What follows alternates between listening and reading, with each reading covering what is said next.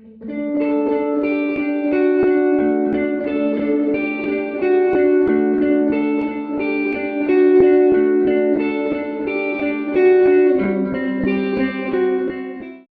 going to be handing over to the wonderful Della Duncan to host today's session. Della is an activist and a renegade economist doing lots and lots of interesting work. I've had the pleasure to meet and collaborate with her at Schumacher College in Devon as well. So Della, I'll hand over to you to introduce us to the rest of the session. Wonderful. Thank you so much, Rhiannon, and thank you, Mike, for being our tech support today. Welcome, everyone, to this Upstream. I'm on mute. Can you hear me? Everyone can hear me. We're good. Okay.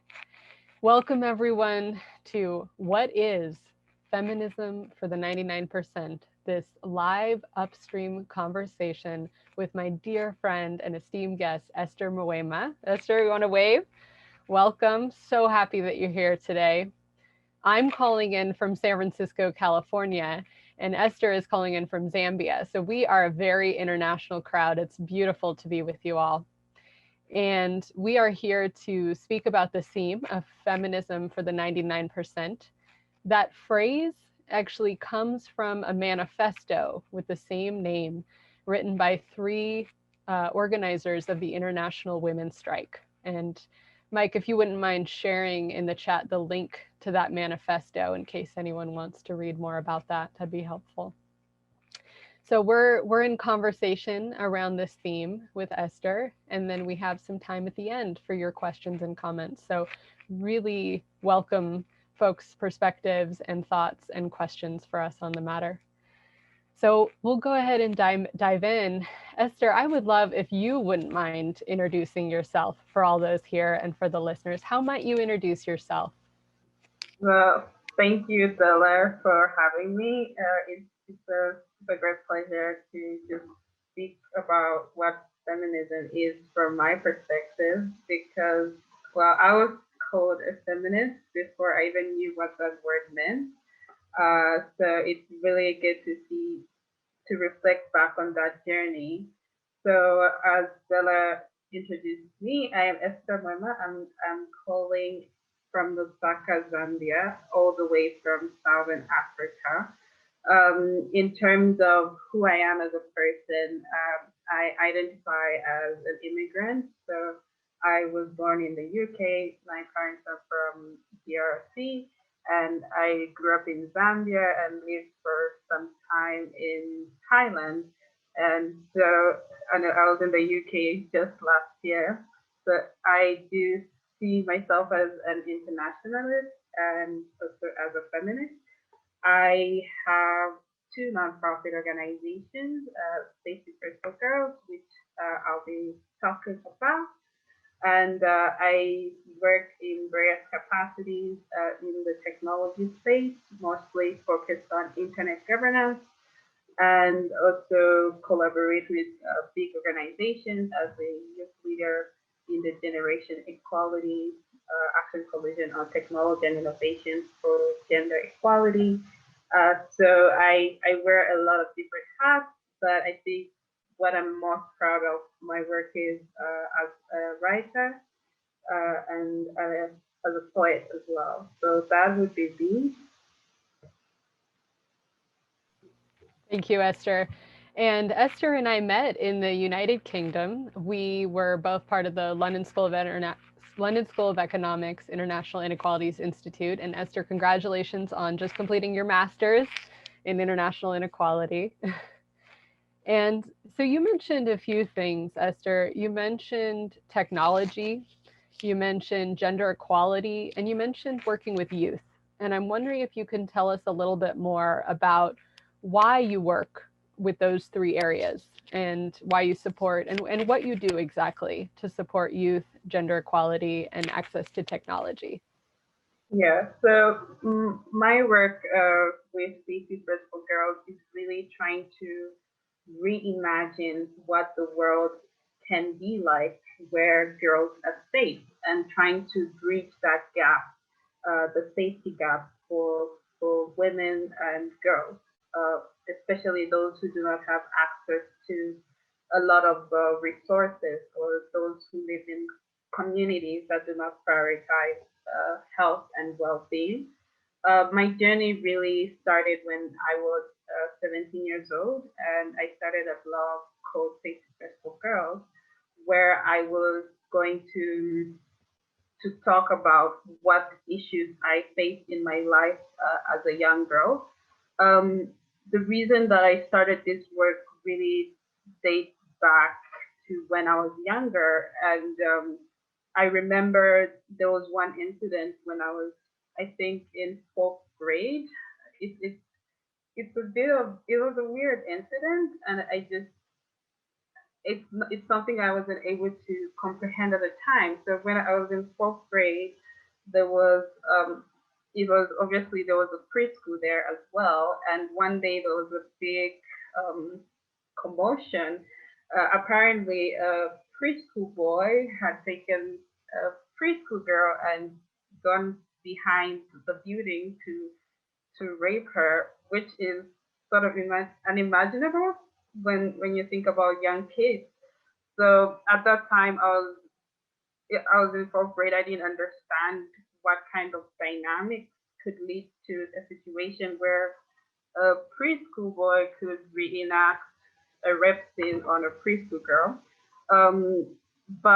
And seeing how the adults sort of wanted to just brush it off and did not sort of continue to help that situation. But also when growing up, just hearing a lot from very close friends, very people close to me, about how they faced sexual harassment from people they knew, and how, as a young girl, getting catcalled, it it made me feel very helpless. It made me feel like this is not a world where I could really present myself. And so when I experienced this, I felt like there was nothing I could do about it. But as time went by, I realized that there's something that needs to change. And so when I started the blog, it just created a collective community where people were reaching out and saying, oh, this happened to me too. And this was way back in 2012, 2013. So that was even before the big movements like the Me Too movement or Time's Up. So after that, I decided that I'm gonna be more serious about this and try and work out a way. So collaboratively with my community, we decided to create a safety education course, and this one was focused on analyzing safety in a holistic way.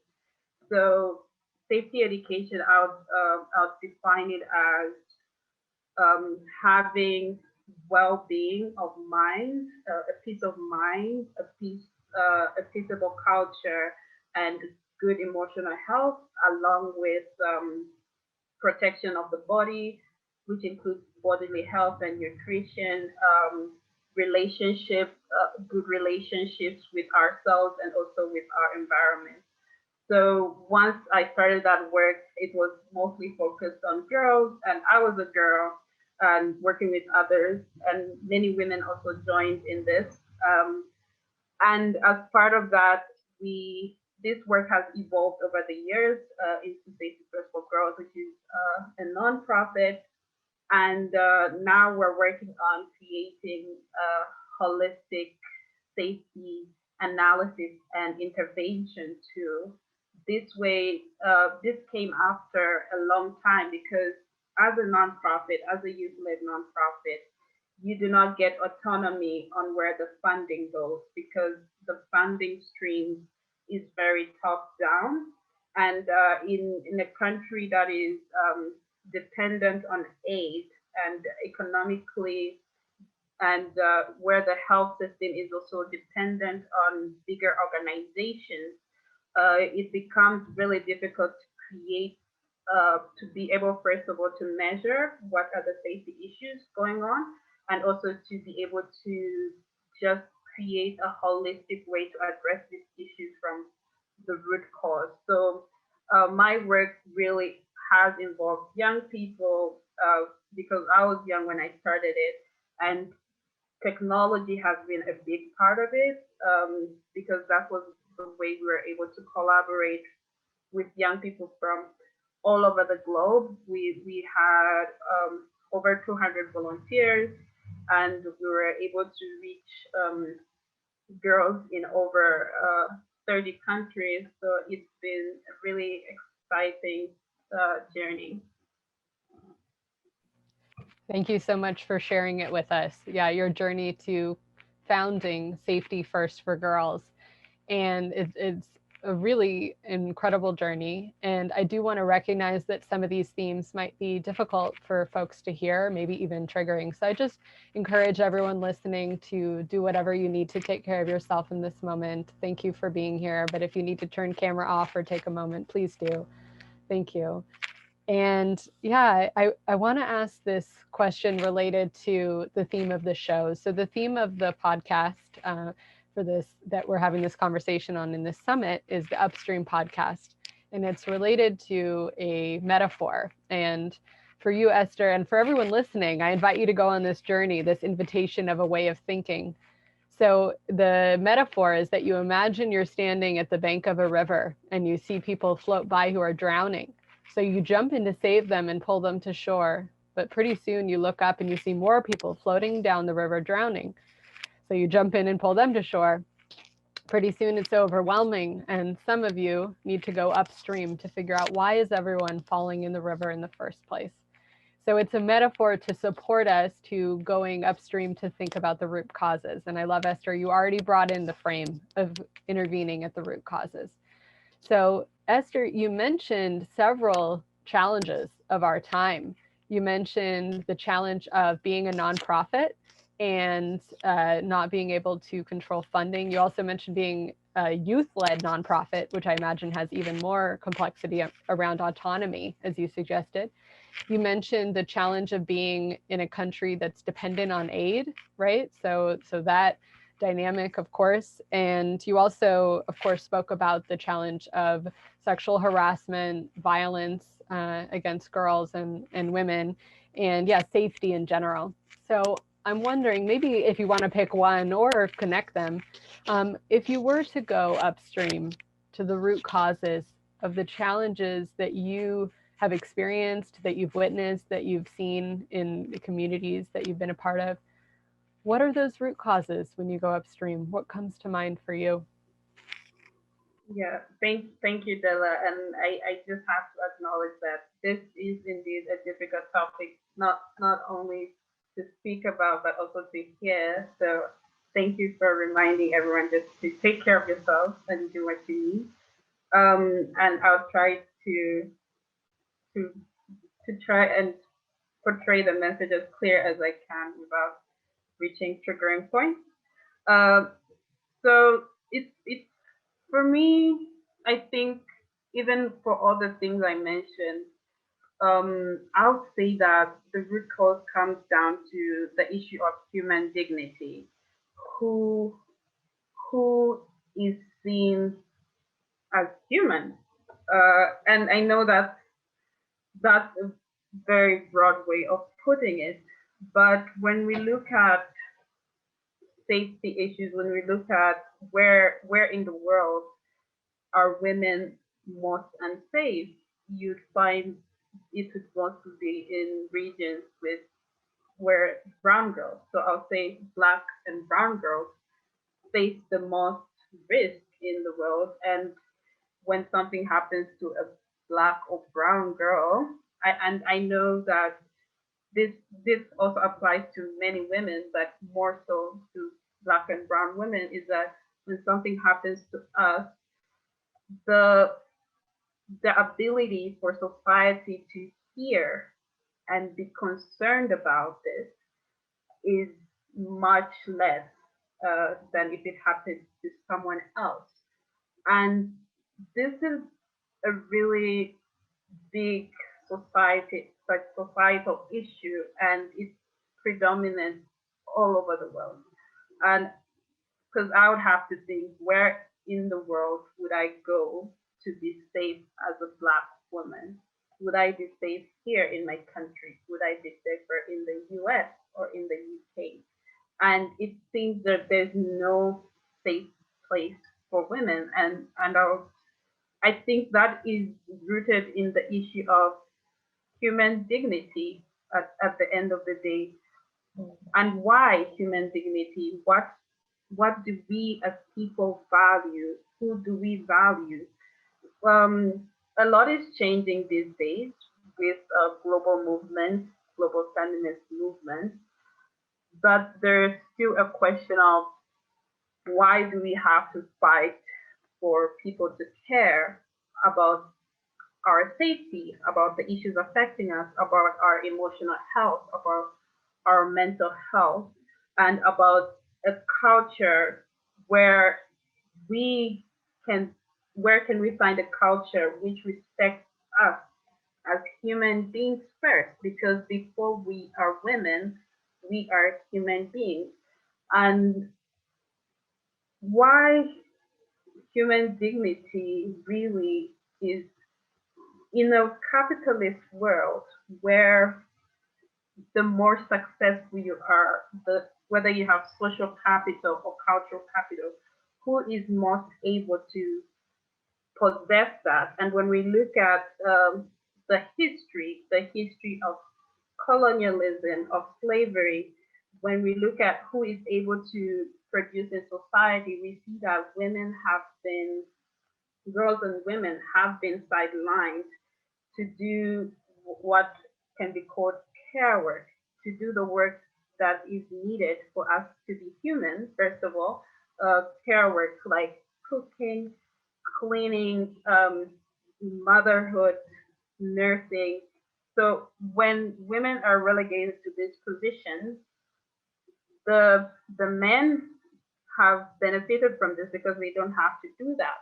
And this feeds into a capitalist society where those who are able to produce more are seen as men. And this production is really, I would say, while it feeds society, it doesn't feed our human souls. So, but the work that women do is really sidelined, even though it's the most crucial. It's the foundation of who we are as human beings. So, for everything that I mentioned, I would say it comes back down to the value of who we are as humans, and who, even though the Universal Declaration of Human Rights say everyone has intrinsic dignity, do we really see that? Do we see the same dignity in media portrayals? Do we see the same dignity in the way Black and brown bodies are treated on the media? Do we see the same outrage when something happens in a lower or developing, I'll put it in a developing nation, that if it happened in the West? Do we see the same amount of funding going into lasting solutions? And I think that really is something that I'm trying to change, but there are obviously a lot of challenges to that. Thank you. And, I want to presence that this conversation is part of a 3-week summit from the Transition Network, and we're in what is feminism for the 99%. And yet I really heard from you 2 beautiful invitations for the what if, and I want to ask them here as folks go into that 2nd week of the summit. So what if our economies centered human dignity? What if human dignity was a core value of our economies? And then I also heard, what if all work fed the soul? So I just want to uplift those points as people go into the next part of the summit. Thank you for that. So you mentioned feminism, you spoke about it a few times, and I know there are actually feminisms. So I would love to hear from you. What's your relationship to feminism? You said, I love what you said. You said that you were called a feminist before you even knew what it meant. So what are your connections or associations with the theme or the word feminism? And what is it in ideal form to you? What is ideal feminism for you? Yeah, thanks for that. So growing up, I feel like something that has been very different for me living in Zambia and then staying in the UK for a while and Thailand is that different societies use ideologies differently. So I certainly do not have a Western picture of what the word feminism brings out, but something I know for sure everywhere is that the word feminism is so contentious, and there are even women who work for women's rights who say they're not feminists.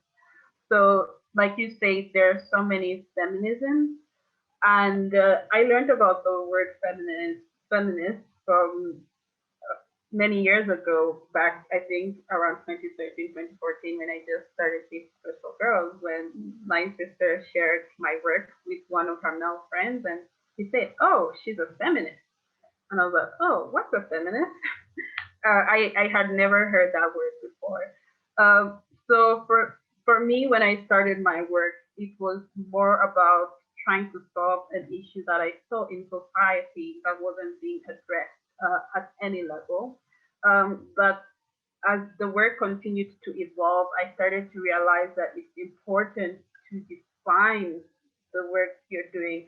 But I also don't know if this definition fits into a more Western centric way of viewing life, because I believe my personal belief is that ideologies, while they might be helpful, they can box us into something where we are unable to evolve and change, which is why I always say my work is focused on autonomy and human dignity, because once you center these values, then no matter what ideology you live in, you'll still be able to respect people and put the human soul as a priority.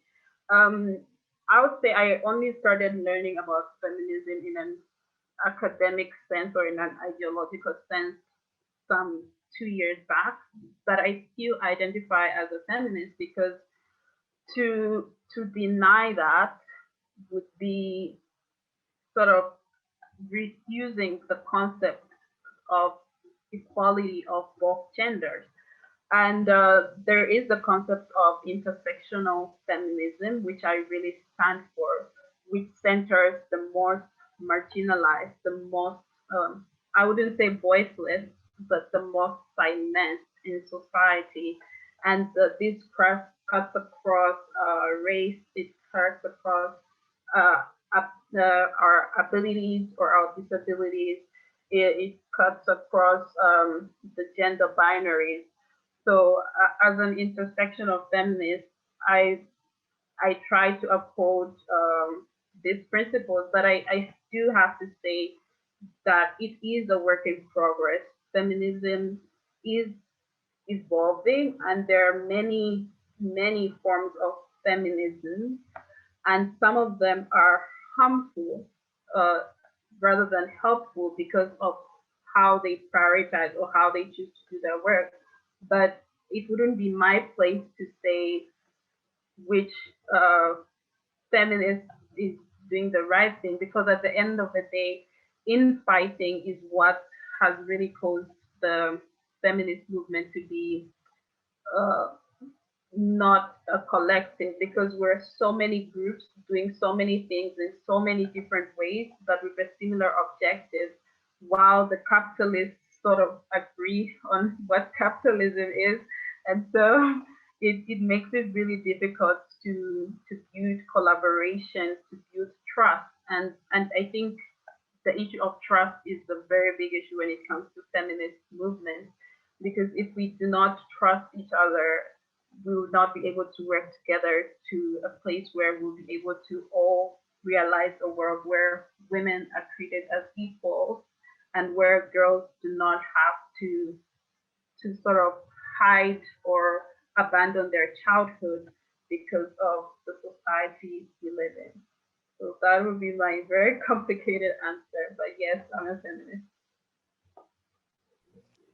Thank you for that, and thank you for sharing your view and reminder around ideologies. And it's something I resonate with. I remember reading Della Meadows' paper on leverage points and how to intervene in a system. And the highest leverage point that she says is to transcend paradigms, to kind of hold them lightly, to not, become too grasping or attached to views or ideologies. So I really appreciate that invitation, and I love how you center human dignity to your work.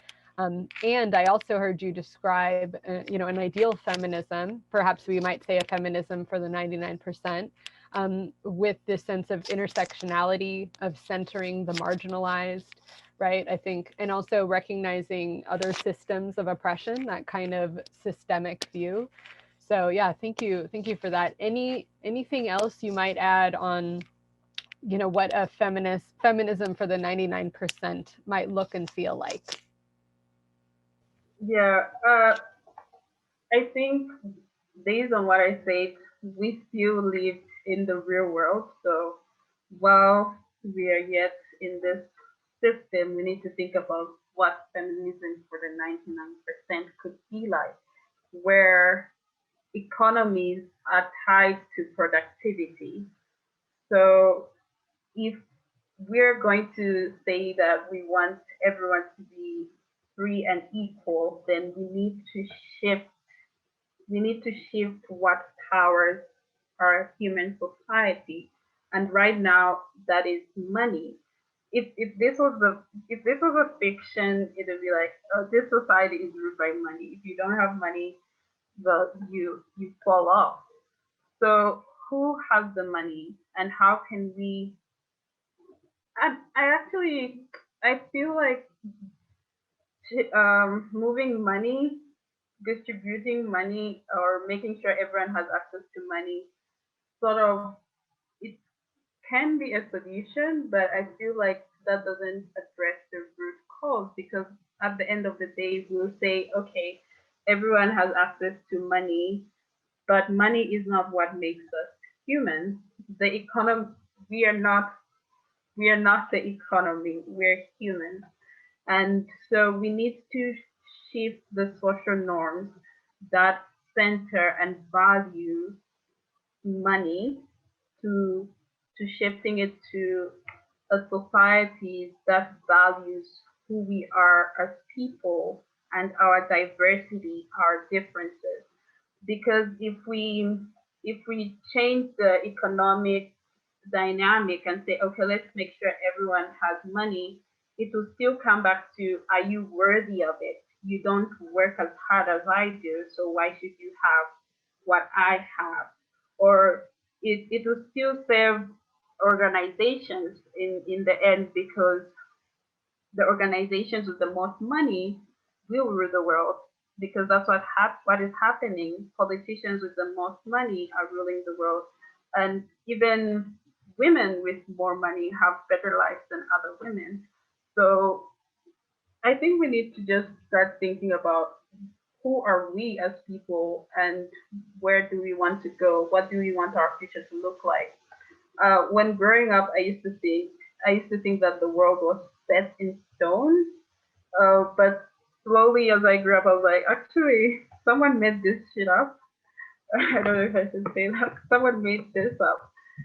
And we're just following a system. We're following an ideology that someone made up. Of course, they could have been studied, they could have been influential, but it's all made up. We could literally change the world, the way the world works.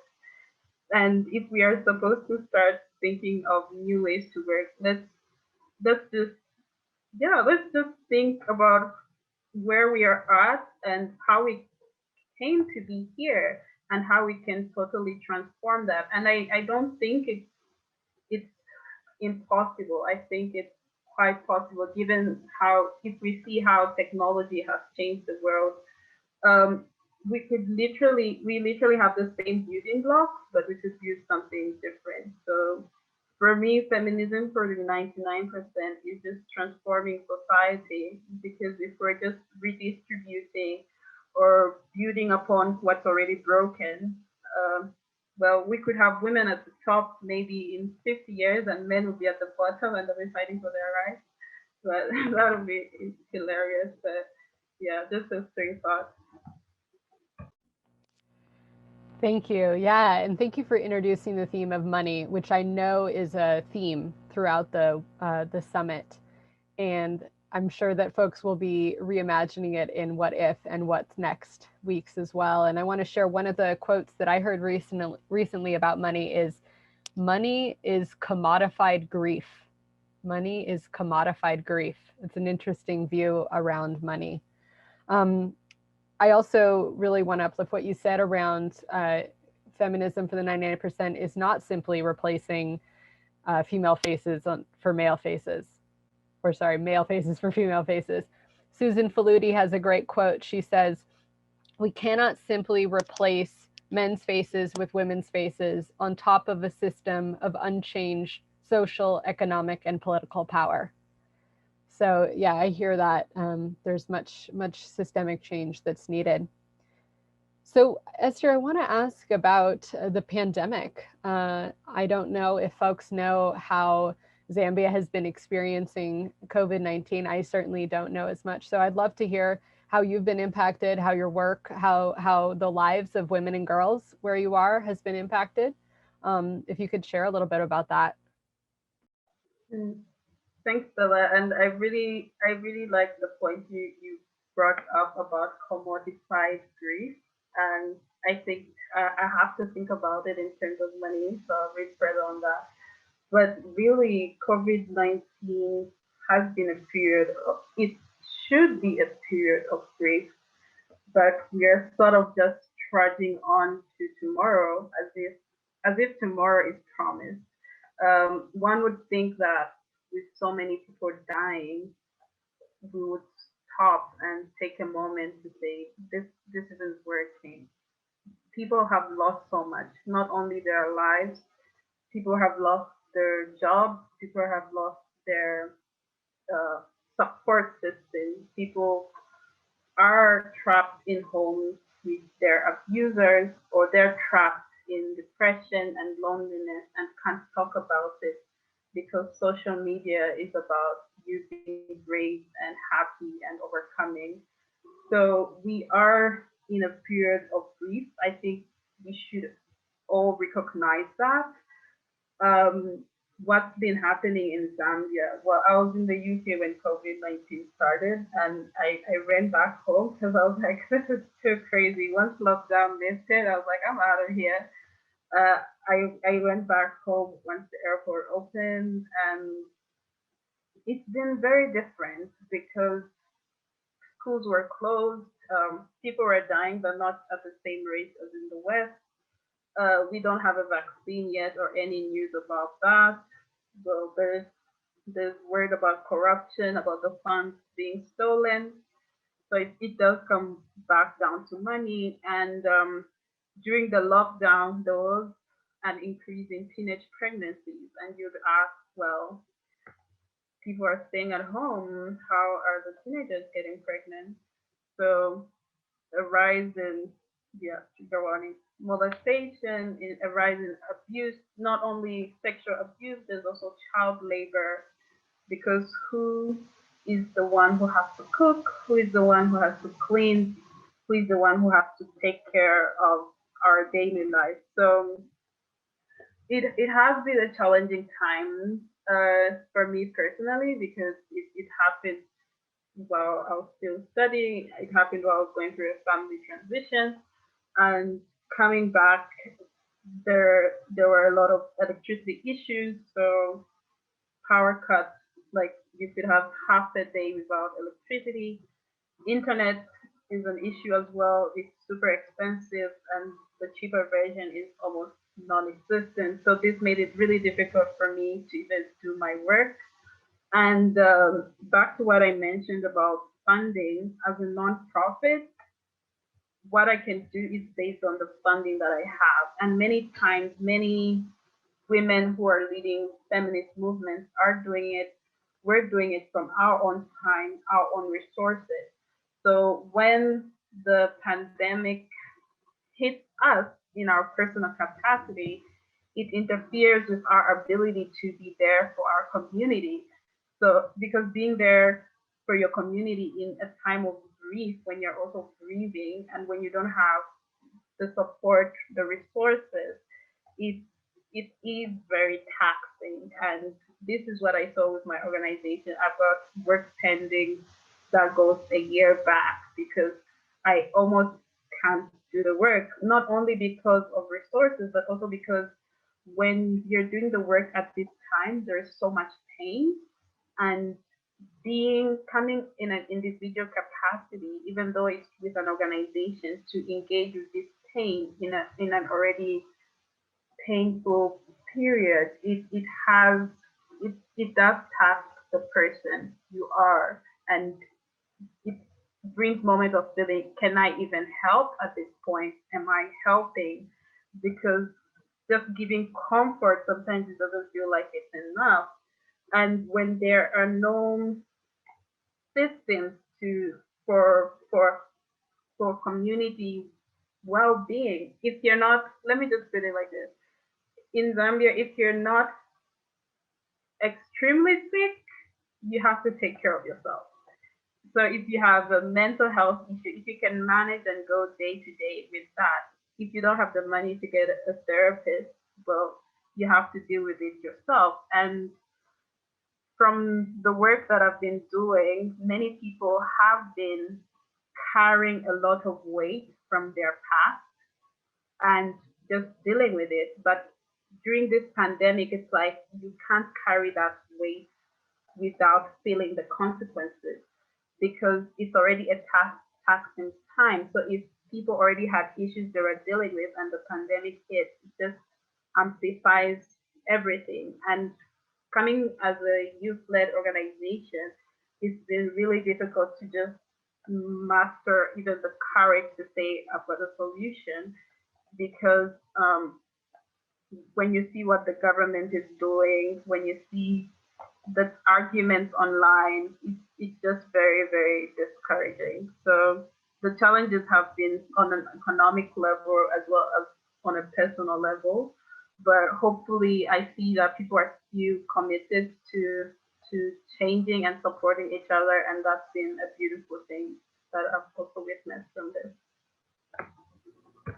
Thank you. And I'm really hearing, I'm reminded of the frame that COVID-19 is an inequality ratchet, right? That in a lot of ways it's ratcheting up inequality, social, economic, et cetera.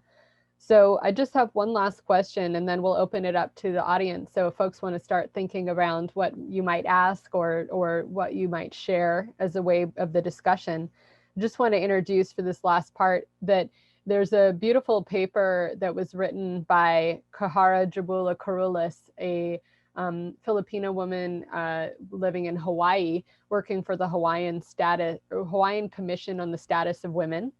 And her and a group of feminists, they put together something called Building Bridges, Not Walking on Our Backs, a Feminist Economic Recovery Guide to COVID-19. And Mike's going to put the link there. It's open source, this Feminist Economic Recovery Plan. So this is a beautiful moment to bring in the feminism for the 99% into our recovery and this concept of feminist economics. So last question for you, Esther, before we open it up is, what might a feminist economic recovery plan look like or feel like from your perspective or your experience? Yeah, from my perspective, I think one thing that needs to change is a dependency on external actors or Western actors in what to prioritize in local areas. We need to make sure that local voices are saying, this is what we need, and these are the solutions we've come up with. What I see happens a lot is that there are trends in how funding works. So if you are not connected to that trend, you would miss out on the funding.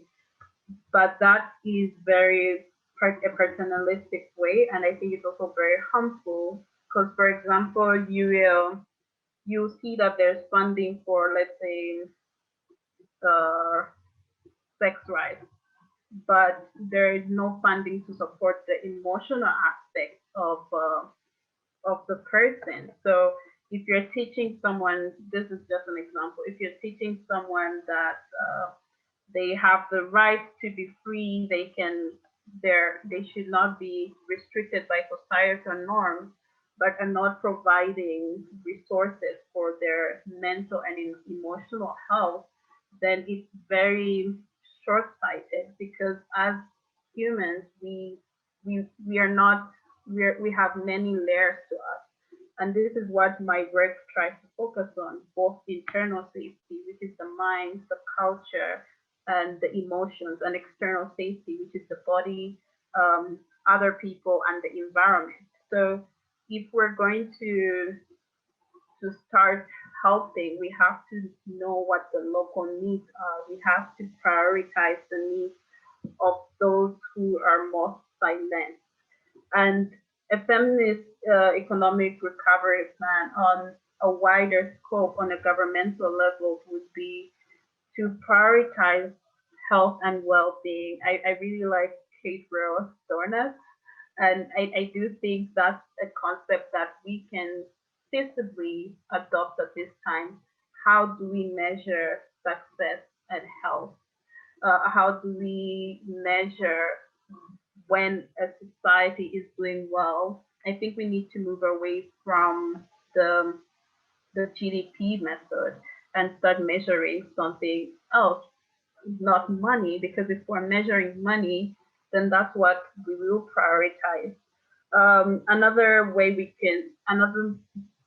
thought that I have for recovery is we do need to change the education system, to shift it at a local level.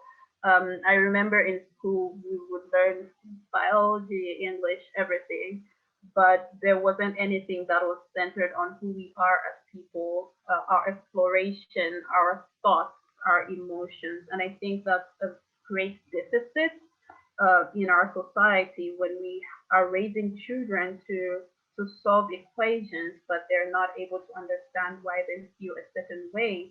And we're just learning from media, from our peers. But I think if there can be a curriculum that focuses on our humans, on our humanity, and what that means from preschool to high school, I think that would be really beneficial. But even in all this, I think we live in a world where our finances as developing countries in quotes are tied to the US dollar. So another big challenge that has been in Zambia is that our exchange rate has doubled. So for example, when I was going to London, for example, the price of bread, I'll say, was, let's say, £2. And then by the time I came back, like a few months later, the price of bread is like £10. And why is that? Is because our currency is tied to the US dollar, because the World Bank, the IMF are sort of, I don't know what happens in the economic side, but once the dollar goes up, our currency depreciates. And this creates a lot of difficulty, especially for women and girls, because once in a patriarchal society, when the man is not able to provide, it goes out on the wife and children, and there's an increase in violence and an increase in abuse. And so it hurts everyone, really. I think the current society we live in hurts everyone, even though it does benefit the patriarchy more. Those are my thoughts, Della.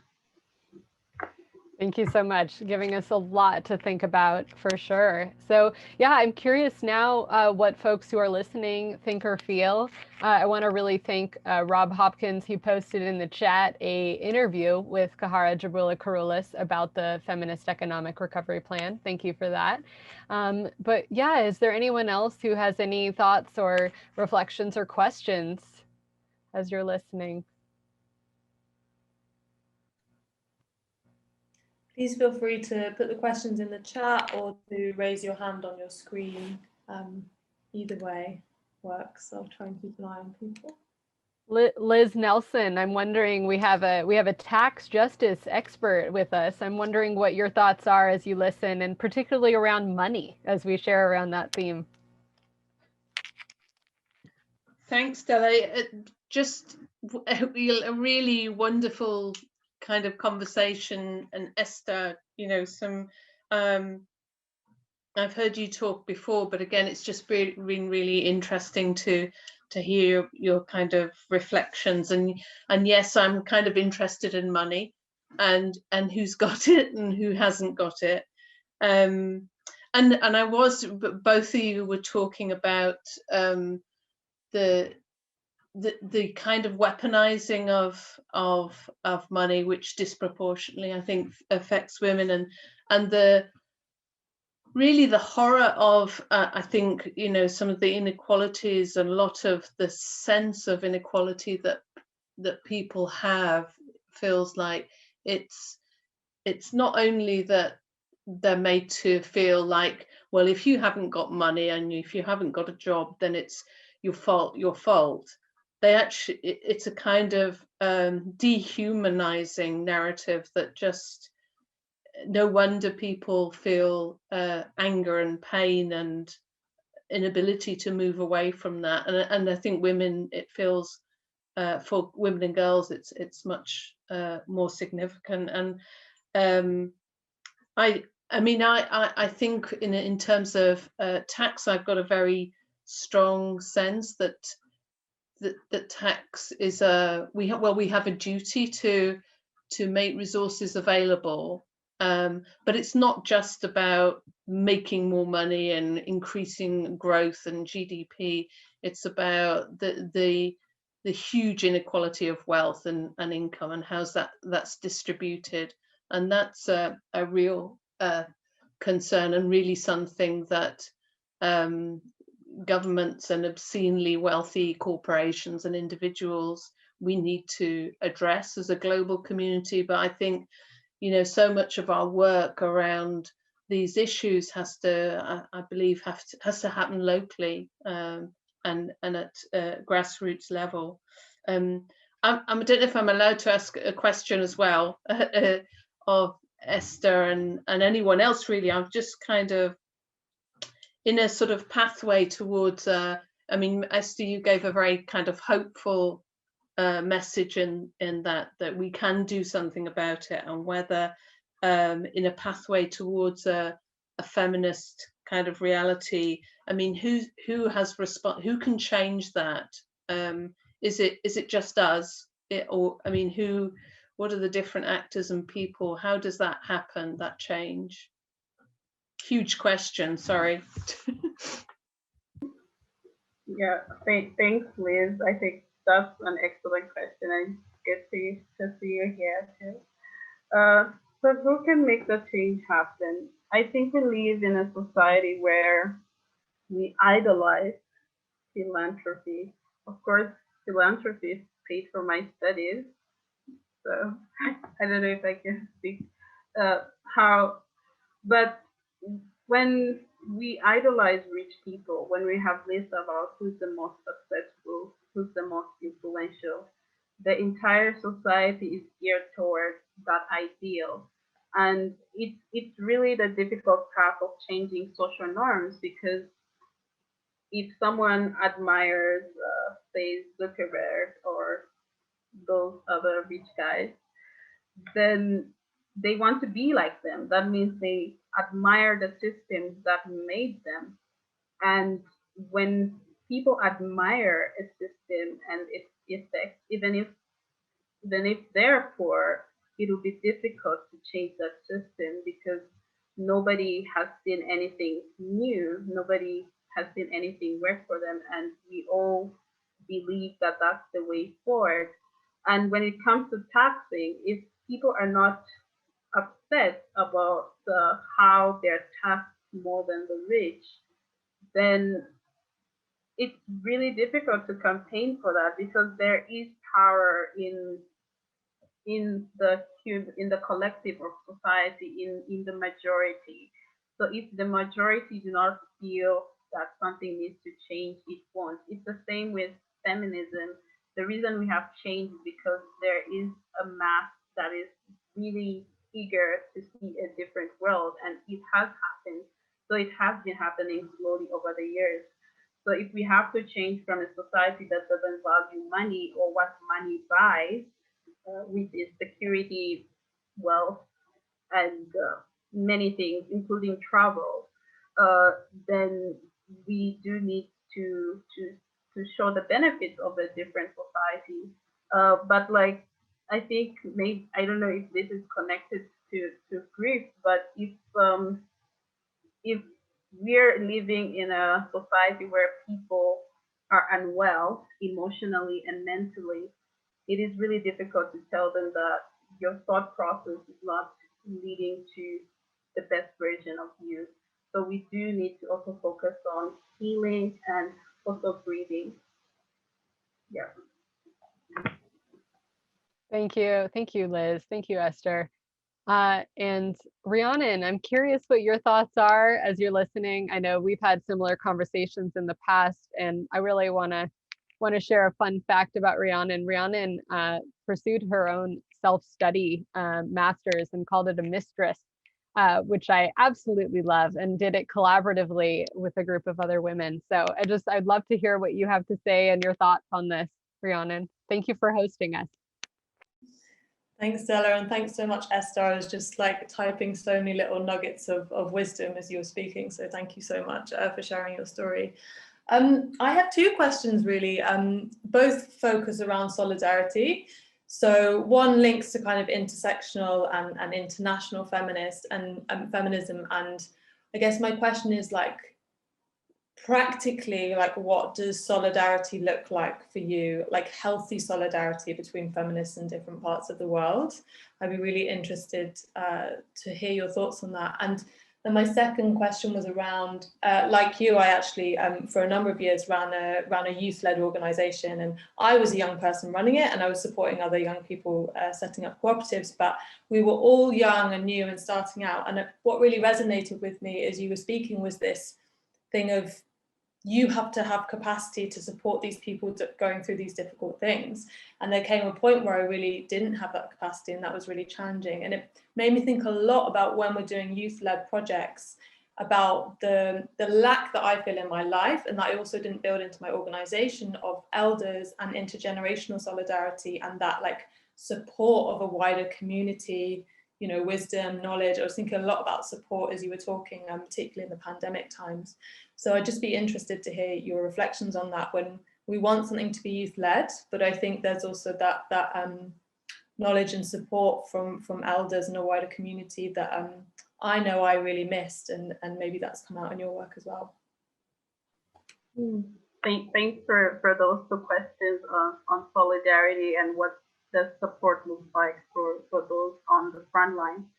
I would say it is a complex issue, because those on the front lines need to be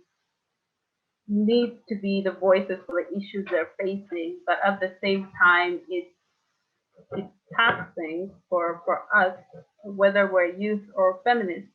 And I think in this time there's also a lot of demand from society, and you see it on social media, where you're like, feminists solve this, but at the same time they're also, the same groups are criticizing feminists.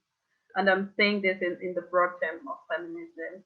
So it does become complicated, but I think we need to be able to be aware of our positionality, and not to be apologetic for it and do nothing about it, but to be aware of how our positions in this system is feeding the narrative where it's like, oh, these people are less than us, we need to help them. But it should be a co-creative process. And I cannot speak for every community, but I feel like whenever we're working with a group we're not familiar with, it's important to be good listeners. We have to be able to hear and understand and be willing to humbly give up our power, because it is a power dynamic. There are power dynamics. Even for me, having the ability to speak about my community, it is a power dynamic, because I could say anything, maybe it's not true. But so we need to be aware of our positionality and our power and make sure that everything is co-created. Even for the organizations we support or partner with, we have to make sure that they are really taking back what they're getting to their communities, and that it's not a pond where everything is coming to this pond and it's filling up, but that it's a river where ideas are trickling down, and ideas are also coming out, using that analogy. And also just being supportive of people who are doing the work. Many people do speak a lot, but if someone is doing the work, supporting them, recognizing them, and giving them the platform is really useful. That, I think, answers the question on how we can support different groups, and also just making sure that we make resources easily accessible. Not everyone is internet literate, even though they're doing hard work. So we do need to go a step further and find those who are really, really at the grassroots, even though they're not connected to the internet. I think that's what support would look like, as well as solidarity. And I just saw, I saw a comment from Nick just about how philanthropy, it is useful in the world we live in, but we shouldn't forget what allows philanthropy to exist in the same place. Absolutely. Yeah. Thank you for uplifting Nick's comment. Excellent point. Yeah. Thank you so much, Esther, for all that you shared, your own story, the work that you're doing, all of it. And just coming out of this conversation, I want to close with some invitations. I want to invite us all to really take on that upstream metaphor and think about those root causes that we shared today. I want to invite everyone to center human dignity, this theme that Esther has brought to her work and the movement's work that she's doing. Also to continue to center finding work that feels that it nourishes the human soul. I really love that. I want to uplift that again too. Also good listening. I think that's a beautiful reminder for us all in all of the work that we do, and not holding tight to our ideologies.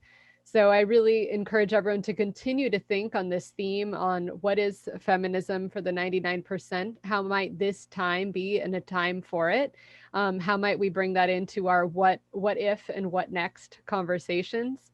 And finally, just want to wish everyone well for International Women's Day, March 8th. So just thank you so much. Gratitude for you all for being with us today. And thank you so much, Esther, for joining us and for sharing about your work and your wisdom. Really beautiful to have you. Thank you, Esther. Thank you. You. Thanks, everyone.